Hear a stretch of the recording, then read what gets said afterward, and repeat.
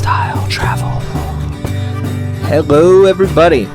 This is episode 3 of the Freestyle Travel Show.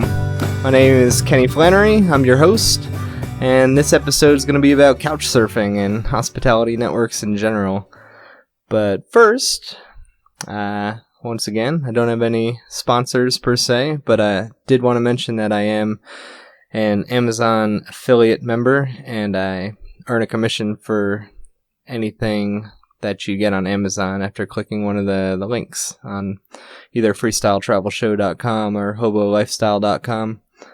So actually, if you want to go to hobolifestyle.com and click the gear tab, I have some suggestions of some cool gear that I use or wish that I had and or just kind of like. So yeah, check that out if you want to.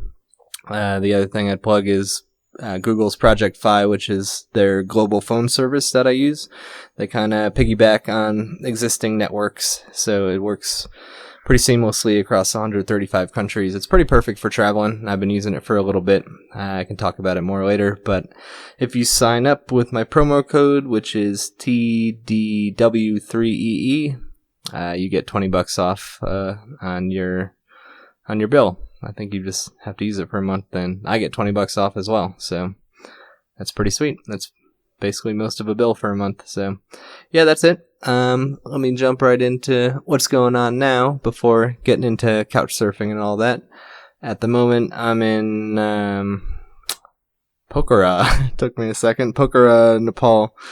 I think the last episode I had just gotten to the swanky hotel, that sort of thing, and then sort of the adventure began the next day with, it wasn't much of an adventure. It was more of a city tour kind of thing. So poked around Kathmandu for a little while, saw some bodies being burned on the side of the river, being turned into ashes and thrown into the river. I guess that's how a lot of people kind of go out. It's all pretty public. Saw some monkeys cruising around. I saw some temples and other things, so that was pretty cool. I met India Jane, who's behind me reading a book.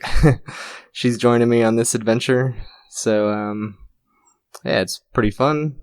I realized today that there's no one else on this exact 10-day plan other than me, so it's cool to have a partner in crime and all this. And today, kind of the real adventure began. We met up with this guide guy in the lobby pretty early today and took I think it was about a 3-hour car ride, the three of us, to a river halfway between Kathmandu and Pokhara, and went rafting for a good part of the day. It's a little bit of whitewater, which is super cool. It's kind of crazy that this is all happening. Had some lunch after getting out of the raft, and then hopped back in the car with Ganesh and got to Pokhara, and the road, he said, might be pretty crazy. I guess the last time he was on the road a couple days ago, a couple people had died. There were some accidents. It was pretty nuts, and what should have been a 3-hour ride was more like a 6 or 7 hour ride, something like that. But we got lucky. No one died, and it only took a few hours, so now we're in Pokhara, and there's a big lake. It's pretty nice, and we're in another swanky hotel room. There's even a little mini fridge, which I'm hanging a hanger on with my underwear as a pop filter to become a microphone stand. But it works. So tomorrow we're going friggin' paragliding and some other stuff. I think we're taking a tour around the city or something. Yeah, it's all pretty wild. It's pretty funny that these first few episodes are about like hitchhiking and couch surfing, and I'm in the midst of this crazy lucky 10-day adventure tour that I won, where I'm staying in nice hotels and getting driven around and rafting and paragliding. Be bungee jumping later this week. It's nuts. But from a hotel, I'll tell you about couch surfing, which, to be honest, I like couch surfing even more. So but I'll get into that in a minute. Other than that, no new updates on the Hobo Lifestyle site. I haven't written anything new lately.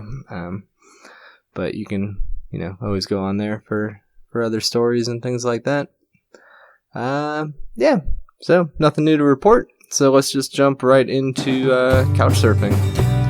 Couch surfing. hospitality networks. I'm going to talk about Couchsurfing.com for the bulk of this. It's the biggest and the site that I've used the most. But there's a bunch of other ones, a bunch of other hospitality networks like Trust Routes, Be Welcome, Warm Showers. But basically the concept of all of them is the same. There's people all around the world who've got literally a couch or a spare bed, floor space, whatever, and they'll let you come and stay for free. And it's more about just staying for free. It's also about meeting the person. And most of these sites, the flow is pretty similar. You look up a place that you want to go, like say Sydney, Australia, and I'm couch surfing specifically, like a bunch of profiles pop up, and you can see people's pictures and a little bit about them, and then you choose the person or a few people that you like, and you send them a message and tell them when you're coming.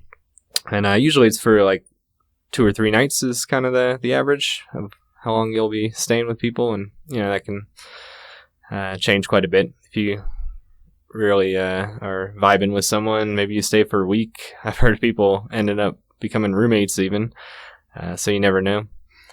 But yeah, so we'll kind of go from the Couchsurfing.com angle of how it works. So you send them a message and tell them the dates you're coming and just kind of wait. And once they respond, they'll hopefully say yes. And then you'll arrange a place to meet up or exchange phone numbers, however it is. I mean, sometimes if you're flying in, people will pick you up at the airport or give you directions to their house. It's always kind of different exactly how you're going to meet up. But then, yeah, you stay with them, and after you stay with them, you leave a reference, which is another huge part of what you're looking for in the beginning as far as who you're going to stay with. And you both leave each other a reference, and these references can't be deleted. They're kind of like reviews, and it could be something simple like I stayed with Shelly, and she was super nice, showed me around. Her place was close to all kinds of stuff, and we went and did this and that, and yeah, super cool. You should stay with her too. And then she might leave me a reference like he showed up on time, was really easy to communicate with, had some stories, was pretty clean, etc., etc. You should host him. Those are the kind of references you might see. Some people have 0 references. If you're just starting out, you'll have 0 too. And I've stayed with plenty of people who have 0 references, because while the references are extremely helpful and maybe the most important thing actually, also just you can kind of see what people write about themselves, and more importantly, the message that you may exchange. If you get to that point, you can kind of get a vibe of what kind of person they are. And Couchsurfing altogether is pretty safe. Sometimes I totally forget that this is even a concern until I meet someone and I bring it up and tell them I've been traveling, and they're like, how do you afford to stay at hotels and stuff? And I'm like, I don't. I camp and I use Couchsurfing for the most part. And then instantly they're like, isn't that fucking frightening? Like staying with people, they're like, I would never host like a stranger in my home. Like they might rob me or do whatever. And I'm like, yeah, that just doesn't really happen on Couchsurfing. Like, sure, if you Google it, there's some stories out there. I mean, Couchsurfing's been around for 10 years or more, and there's millions of people on there and millions of experiences people had. So yeah, there's a couple out there, but it's extraordinarily rare. And I've never had a bad experience. I've stayed with 200 or more people, and I've had some, people I didn't have a ton to talk about with maybe, or that kind of thing. I've had a couple people flake out on me, which I'll get into here in a little bit, but I've never had anyone like steal from me or be mean in any way, not even like rude, really. So, yeah, I just want to bring that up because everyone else does, but it's not really something you should worry about. As far as finding people on there, one of the things I like to do on Couchsurfing, because there are so many people on there. And a lot of them don't really exist anymore. They created profiles years ago or months ago or whatever, and they just kind of abandoned it. Some people literally just created a profile, and not even a profile. They created an account and never filled out anything, never uploaded any pictures. Or they used to host a bunch back in the day, and now they don't at all anymore, but they haven't changed their status to not hosting. So what you can do is just filter the search results. So you type in Berlin, and 10,000 people show up or whatever it is, and then in the filter you can say only show me people who've logged in the last month. And I'm making up this 10,000 person number, but I wouldn't be surprised about Berlin, but it could easily jump down to just a couple hundred or something, or less, after you've done people who are actually active and logged in. And you can filter by a bunch of stuff. You can filter by age. You can do an age range. You can do gender. You can do when people created an account, which is a little less useful. You can also do keywords and interest. Interest is a relatively new feature, but keywords is a little more helpful. And it's good for places where there's a lot of people. So even 100 people is still intimidating, like Berlin, like to spend that much time going through. Because when you're looking at the results, it's just kind of just a list of their names and their picture, which is not too much to go off of. So when there's tons of people like that, I might type in a keyword like homebrewing, personally, because I think it'd be pretty cool to stay with a home brewer and, talk beer, and maybe they got some good stuff to drink, and kind of nerd out on that. When I was making my backpacks, I was getting into sewing. Sometimes when I was couch surfing, I'd type in the keyword sewing, which didn't actually yield a lot of results. Not a lot of people brag about their sewing skills, unfortunately. But I was, kind of being hopeful and that I'd meet someone with a sewing machine who could teach me a thing or two. Which brings up another point. Couch surfing, obviously, free place to stay and cool people who might show you around and do some stuff, but you can also kind of just use it as a way to meet people and learn specific things, So, like I said, for me, it was sewing and homebrewing, but maybe you're into auto mechanics or programming, whatever it is. So, type in one of those keywords, and in a bigger city, you have a decent chance of finding someone who's really into that niche little thing that you're learning about. And it's always fun to meet someone who's doing exactly what you're doing or what you want to be doing, and kind of show you a few things.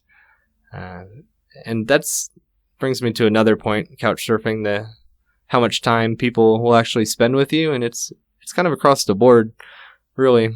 I've gone from every spectrum of people who are attached to the hip, and they just, the whole time you're there in their city, they're with you, they're eating breakfast with you and taking you to town and showing you things. I mean, some people almost feel like tour guides, or like, and if you're a go with the flow kind of person like me, I just kind of go with it. I don't usually have like real specific things in a city that I need to see. I might have a couple that I want to do, but sometimes I don't like to do any research and just show up. And then once in a while you get these hosts that are just like, have kind of an agenda. They want to, show you maybe not only like the snapshot touristy spots, but there's their favorite bar they go to that night, and they want to take you along and introduce you to friends. And basically the whole experience is about meeting them kind of and showing you the city.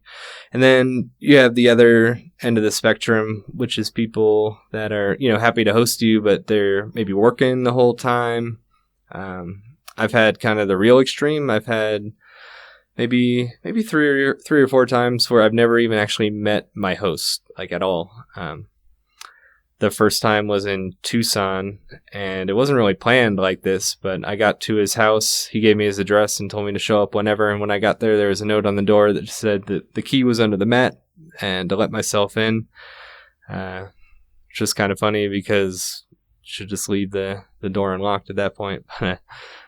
I popped in there, and his schedule was just way, way different, and he worked late nights.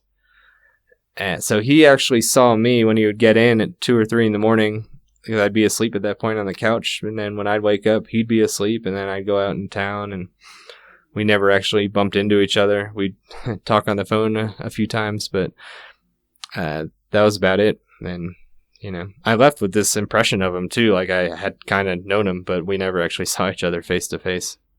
There's another time where I was traveling with a girlfriend to North Dakota. No, to Madison, Wisconsin.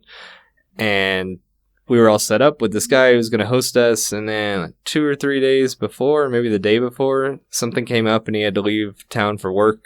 And he's like, sorry, I'm going to be out of town, but I'm just going to feel bad. I don't want to like leave you guys high and dry. So he told us where there's a key, you know, under a rock or whatever it was. And that we could let ourselves in and, you know, totally help ourselves to the house for the 2 or 3 days that we were there. He even like told us where there were keys to his Jeep and some other stuff. And, you know, we didn't actually use the Jeep because Madison's not that big, but, you know, really nice. And in that case, you know, it probably did help that at that point I had quite a few references. So it was probably really easy for him to trust me. And my girlfriend had a bunch of references too, you know, gave him a link to her profile. But yeah, so you never know. And most people are kind of somewhere in the middle as far as how much time they spend with you. They'll, you know, have dinner with you and stuff, and maybe they got to go to work, but then once they're off work and you've been cruising around the city or doing your own thing the whole day, and then you meet up again when they're done. That's typically how it goes.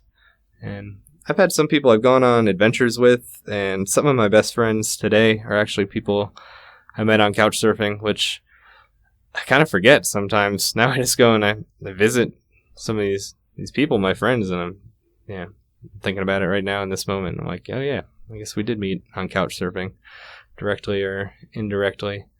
So yeah, you never know what's going to happen. Stayed with one girl in Montreal when I was there for a couple nights or something, and my plan for Montreal was to hitchhike to Toronto and then on to probably Michigan or something, but she'd either never hitchhiked before or not in a while. I can't really remember. And the night before I was going to go, she just asked if she could, you know, join me. And I was like, yeah, definitely. So that was kind of fun. Just impromptu, had a hitchhiking partner for the day, and we actually found a couch surfer in Toronto. And well, actually, when we first got there, we didn't have anyone set up for the night, so we slept on a park bench, like down by the water, which I would normally never do, but I don't know, it felt a little bit better because I had her there with me. When there's two of you, it's like, I don't know, it's a little easier to do things like that. You feel less like someone will mess with you in the middle of the night or something. But yeah, then the nights after that, we had a couch surfer, and then yeah, I went my way, and she either hitched back on her own to Montreal or took a bus. I can't remember.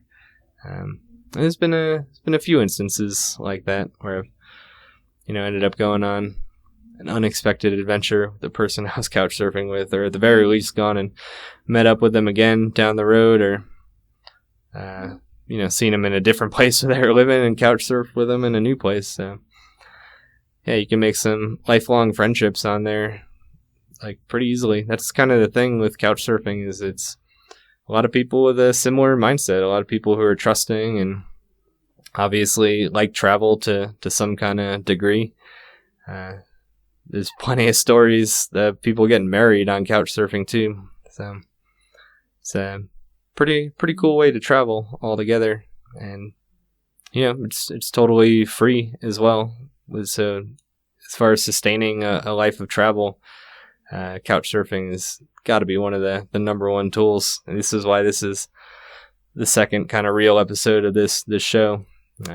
This and hitchhiking, because I feel like hitchhiking and couch surfing, those two tools alone, you're going to sustain your travels for a long, long time. They're both obviously free, but the adventures that come out of them, the bonds, the conversations, the unexpected nature sometimes of it, really makes a difference. So a couple little more subtle things, I guess, about looking at people's profiles is, and, you know, choosing who you want to stay with and increasing your chances of getting hosted.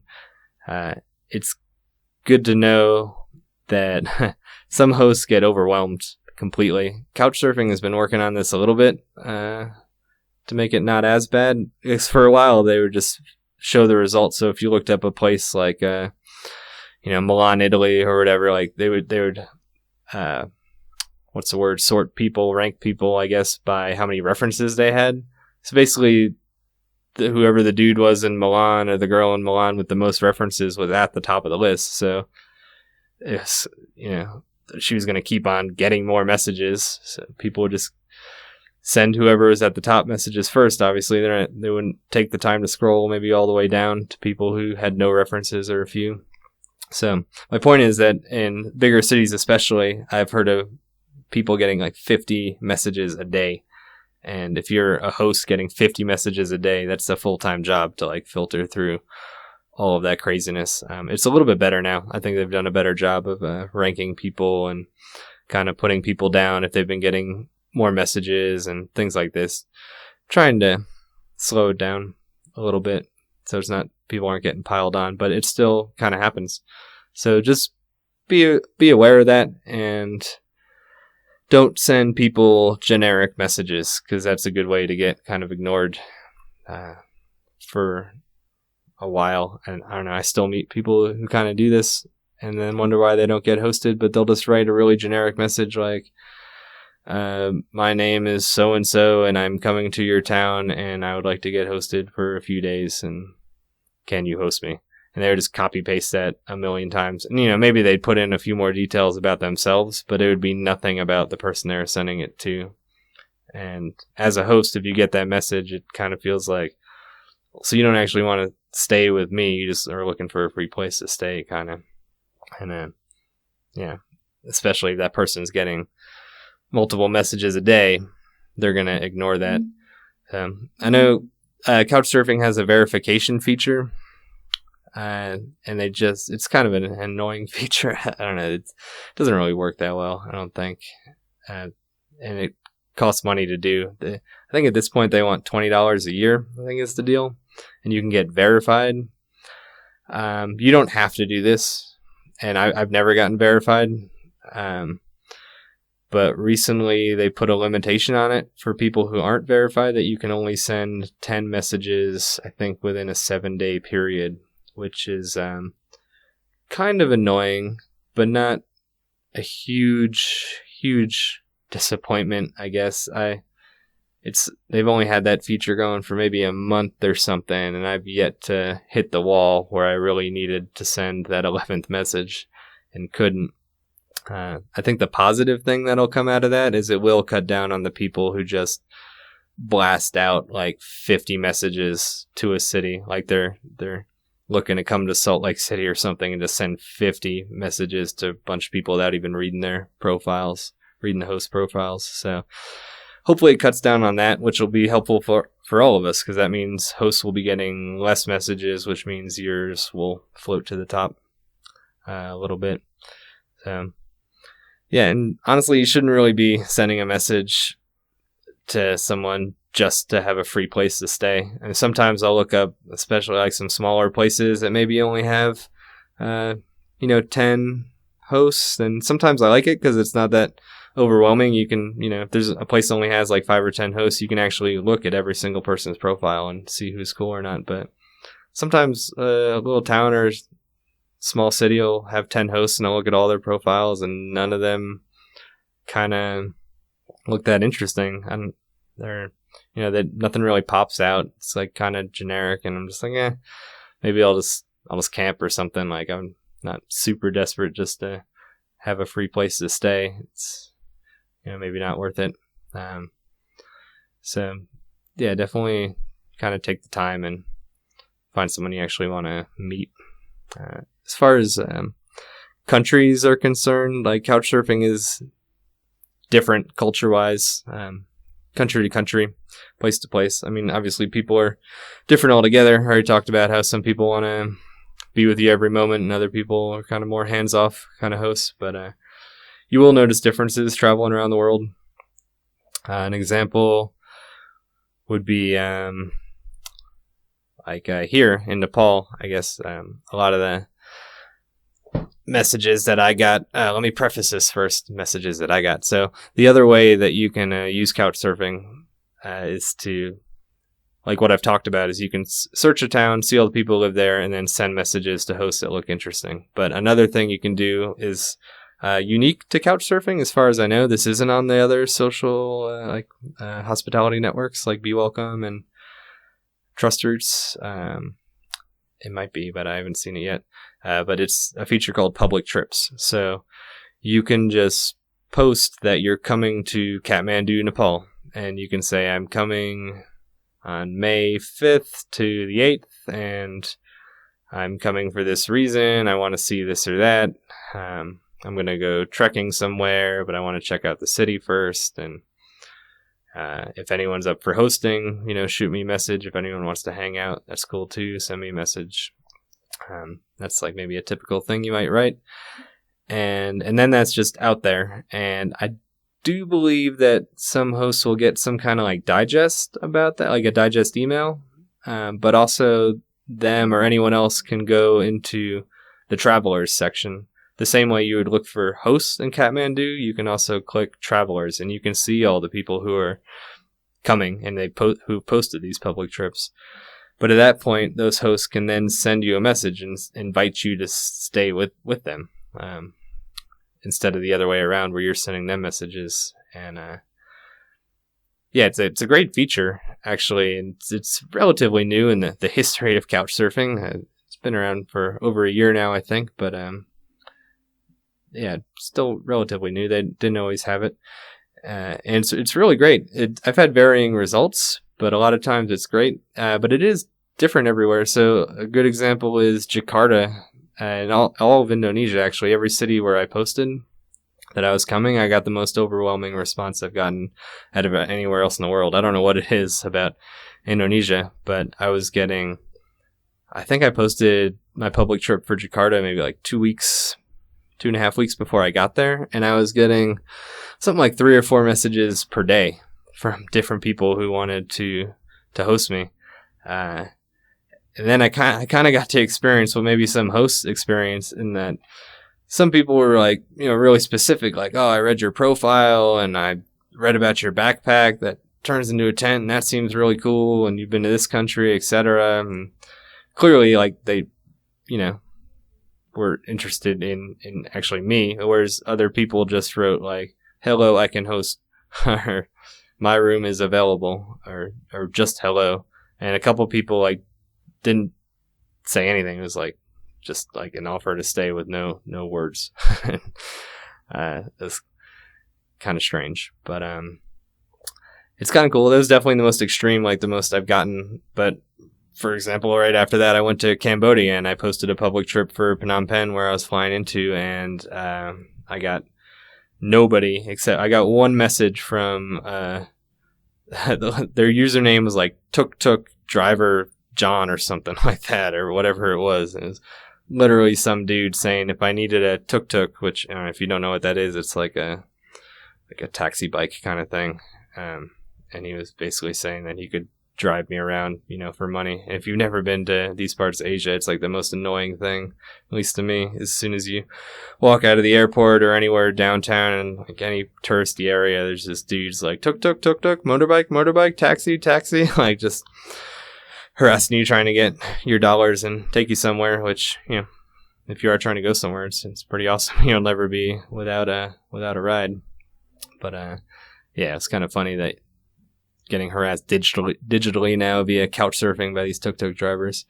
So that can happen. But overall, I think the public trip thing is a great feature. So use that if you can. And you can also use it not to find hosts even, but just other people traveling. You can see if there's anyone coming to town the same time as you are, and send them a message and see if they want to hang out, go grab a beer or something like that.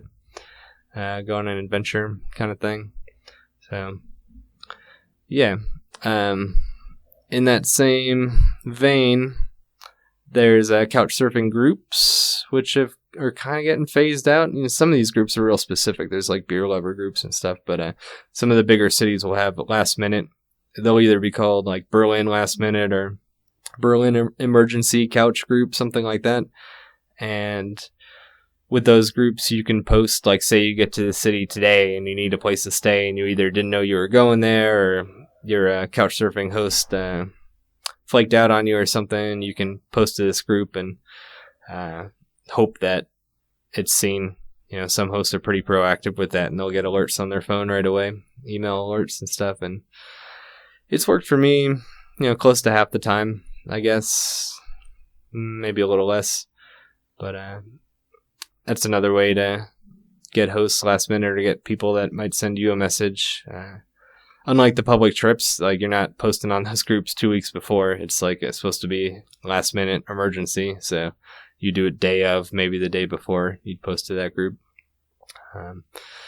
And, you know, be wary. Like the public trips, like, there would be people that just seem like really boring, or you're just like, I don't know, like, why do you want to host me? Like, they don't say anything. I've noticed with the emergency groups, like in London, I was getting a lot of nudists and things like that. There's all kinds of people on Couchsurfing. There are, you know, there's any kind of person you can think of is probably on Couchsurfing. But yeah, the nudists, I don't know, they love those last minute groups, and some of them are just over the top. Like, I get it, it's fine if you want to be naked in your house, and I don't necessarily care if you are, but then they would say, like, oh, and you have to be naked too, you know, like, had some dude said something like, you know, you take your shoes off the door most people's houses. At my house, you have to take the rest off too. And then sometimes they go to the next level. Like, one guy was like, and we have to sleep in the same bed, and we obviously have to be naked together. And I don't know, that guy, I sent a message, and I was like, I can, you know, sleep on the floor with a sleeping pad. And he's like, no, that's not an option. You have to be in bed with me, touching me and rubbing me. No, he didn't say that, but it's probably 100% what he meant. So just got to be aware of that, or, you know, dive in if that's your thing. Yeah, good on you. Have a good time that way. But other times, you know, I've met amazing people through those last minute groups and public trips, things like that. So never know. Yeah. There's not a lot of bad things that happen on Couchsurfing. Like, there's people that if you tell them about it, they'll say, like, you know, aren't people going to rob you or rape you or steal your shit? And you don't really hear about that too much. If you Google it, some stuff will pop up, like I said, but yeah, it's not really an issue. But the worst stuff I've had, some people have, like, flaked out on me once or twice, maybe a few times. Probably the worst was in Kansas City. This girl she didn't have any references, but she seemed okay, and her profile was pretty well filled out, and sent her a message. She said she could host, and the particular night I was going there, she said she was working till like 11 or so, and we'd meet up after that, and that she lived near, like, downtown. So I was hitchhiking, like, across the country. I think I was aiming for New York or something, but I had a ride, and he dropped me off downtown Kansas City. So I found a bar to hang out at while I waited for her, and, you know, it got, like, to midnight, and sent her a text. I sent her a message on Couchsurfing. I tried giving her a call, and stayed at the bar until like 2 a.m. Just never heard from her. Last call, I had to get out of there. And yeah, that kind of sucked because I was just in the middle of the city. And, you know, I'm used to showing up to places and having nowhere to sleep and figuring stuff out and, you know, camping in strange situations near cities. But usually I know that. And, you know, when it starts to get dark, I start making moves. I'm not, like, right smack in the middle of a big old city like that at 2 a.m. But so in that case, in a way, I got tricked, I guess, and had to walk a couple hours to get outside of the city and finally find, like, a little place by the highway with some trees where I could camp. And, you know, anyways, I got a message from her like a week later, and all she said was that, oh, yeah, I got off work and I was pretty tired, so I just went to sleep. And, you know, she didn't apologize or anything like that. She didn't. I don't know. It was just kind of like a loose explanation. And yeah, I mean, that's kind of how it might go sometimes, like with people who don't really understand that there's people on the other end of this website. I mean, I know when I first discovered the website, I didn't think it was like real necessarily. Like it was pretty crazy when I, actually sent a message to someone and they responded. And then next thing I knew, I was knocking on their door in Portland, Oregon. That's the first place I couch surfed, and it just worked. And it's like, oh my God, like it all clicked. Like it's real. But some people, I guess they just don't get it.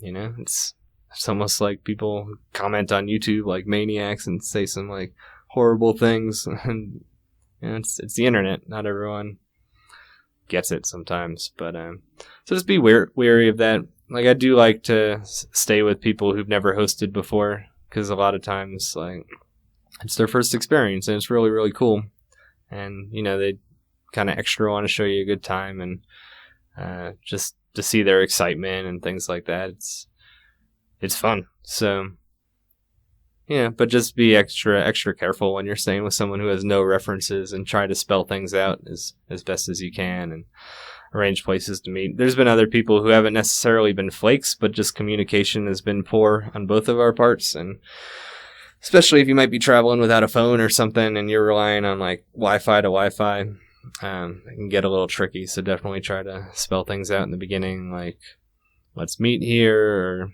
or understandably, not everyone just wants to give you their address straight away, which is, fine. But, try to make things as concrete as possible before you get to the city. That way you're not there just like hanging around at some bar waiting for some message that may or may not come. But like I said, even that's pretty rare. And most experiences have been pretty good, pretty straightforward. So, yeah, that's kind of how Couchsurfing works. Don't want to totally ignore these other sites. I really actually like trustroots.org. It's invite only now. They're getting pretty big. Not anywhere near as big as Couchsurfing, but they're starting to get big enough where they're getting like, I don't know what the best way to put it is, like growing pains kind of thing. Just weird kind of members maybe signing up. Just things that happen when you have a network like that with a lot of people. So didn't get bad or anything.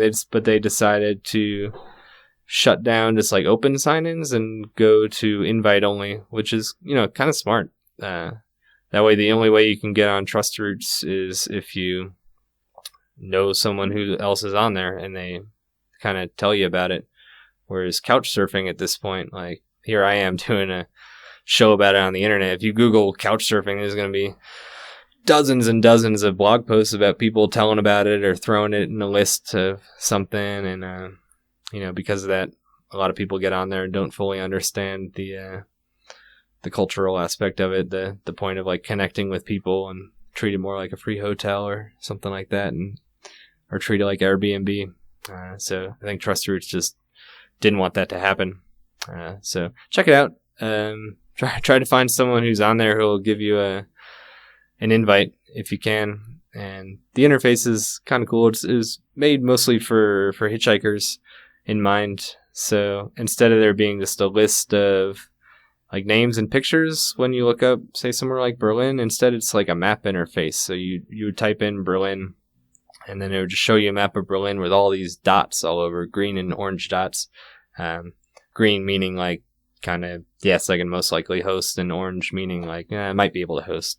But each dot, it's kind of relative to where the person lives. Obviously, it's not like exactly where they live, but it's kind of handy just to see what part of the city that they're in. And then, if you click on the dot, it brings up their profile, and then at that point, you can send them a message, and it's similar to Couchsurfing in that way. And like I said, it's much smaller. I just looked up Kathmandu earlier, and there's just 2 hosts here. And I believe it's much bigger in Europe. I haven't used it over there yet. Bigger than it would be in the States or over here. So, yeah, check that out definitely if you get a chance. Warm Showers is also really, really big. Or, I don't know, really, really big. It's pretty popular, but it's mostly for cyclists. People bicycling, touring around. And I've only stayed. I don't think I'm even a member of the site. Maybe I joined it just for kicks at some point. But I was at a bar one time with a girlfriend, and we knew we weren't going to get all the way up to Sacramento where we were heading because it was getting dark. So we're like, let's go hit up this bar and play some shuffleboard and drink some beers and ponder life for a minute and figure out what we're going to do for the night as far as sleeping. Maybe get on Google Maps and look at the satellite view, find some places we might be able to camp out of the city, whatever. That was kind of our thing. And we went to the bar, and there's just two people in the bar and the bartender. So right away, there's like, whoa, what are you guys doing? Like, we were a little out of place with our backpacks and stuff, and just got to talking with them, and they were all cool. And the bartender was like, yeah, I've got a friend who like hosts people on this site. And I thought she was going to say Couchsurfing, but she said something about showers. And so anyway, she called this guy, and he came over and he's like decided to host us. It was cool. He let us set up our tent in his backyard, and after another beer or two, we cruised back to his place. Yeah, set up our tent, and then just hung out in his living room for like an hour or two, drinking tea or coffee and talking about just travel and stuff, and camped out and had a little breakfast in the morning, I think, and hit the road. So that was my only experience staying with someone. Warm showers. I guess some of my other Couchsurfing hosts have been on there too. But not as many people as Couchsurfing, but the quality of people is really good on there. It's the impression that I get. And especially because it's like that niche of cycling.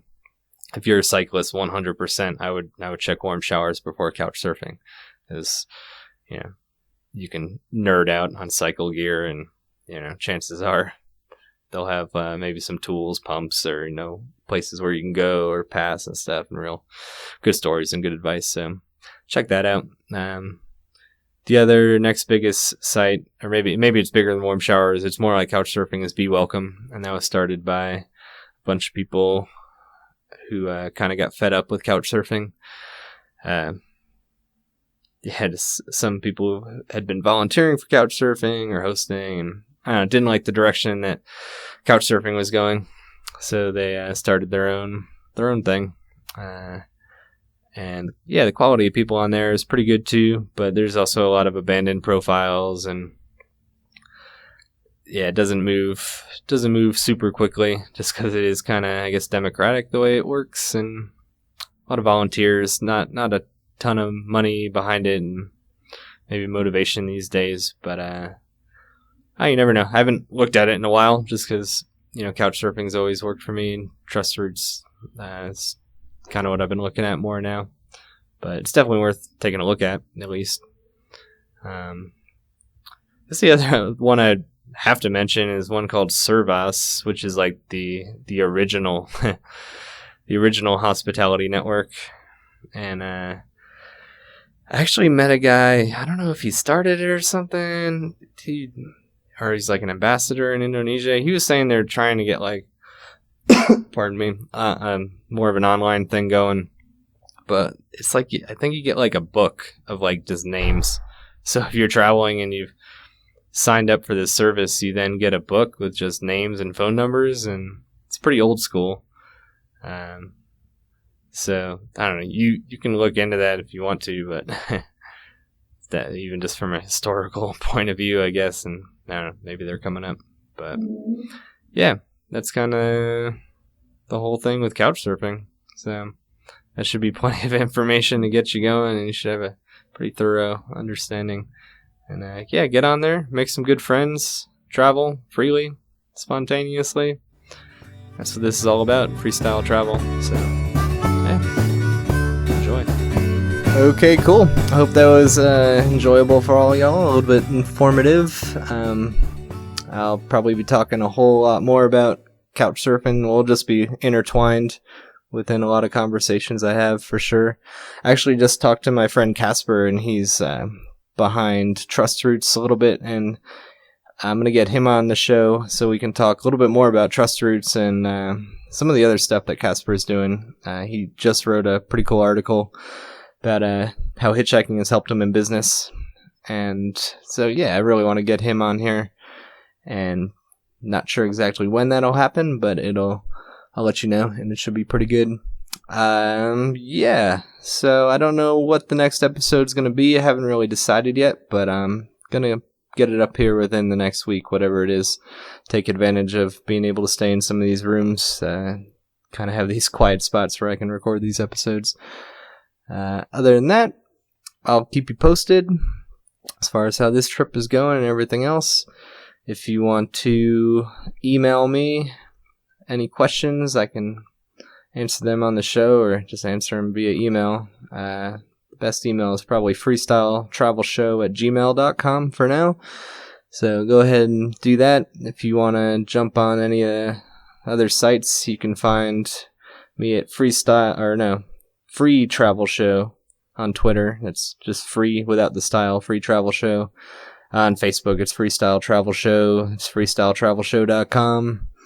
And then, of course, there's all my personal stuff on hobolifestyle.com. Plenty of articles and stories about travel. And it's just Hobo Lifestyle on any other network you could think of. So that's it. And if you could rate and review this podcast on iTunes, which they're now calling Apple Podcast officially, that makes a huge difference. That gets a lot of attention on here, and it'll kind of surface this show for other travelers. They'll find it, so it's extremely useful. Apple Podcast, but if you use something else, Stitcher, or Google Music, TuneIn, whatever you're listening to, if there's an option to rate and review it, just go ahead and do that too. It'd be pretty cool. And that's it. So I'll catch you down the road. Cheers, all. With all my shit straight, I'll get my big break.